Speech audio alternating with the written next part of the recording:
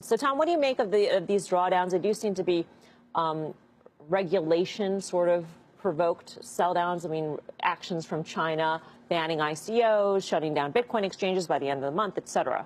Yeah, I think there's two factors. One is I think there is a liquidity effect because, China exchanges are, 30% of Bitcoin volume. So if you're going to give notice to shut those down, obviously there's going to be forced selling. I think that's what we're seeing. And as Sina pointed out, there have been 7 times we've seen a drawdown of this magnitude.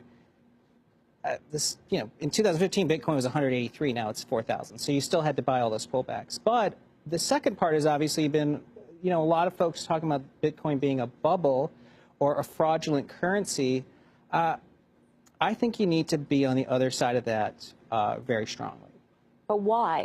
Well, for instance, number one, Bitcoin is not as widely held as people think. If you look at, so we have some data. There's only about 300,000 holders of at least $5,000 of Bitcoin.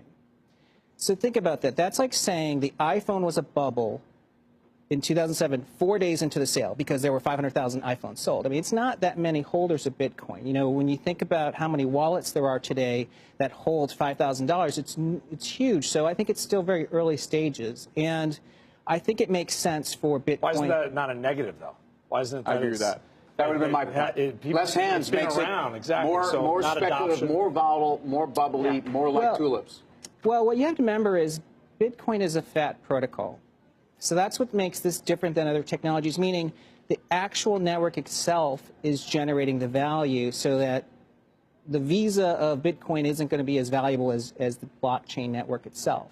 And that's why, for instance, to make a fraudulent transaction on Bitcoin today, it would cost almost $30 billion to create one fake Bitcoin. So it's a very secure, trusted network because of the nature of blockchain. So I think it can be very threatening to financial institutions to see that, hey, trust is created within a network and a distributed network. By the way, from a generational perspective, I think people under the age 30 think that makes perfect sense. I think it's just sort of not the norm today. So where should Bitcoin trade? What's it worth? What's it worth in a year, in 2 years, in 3 years?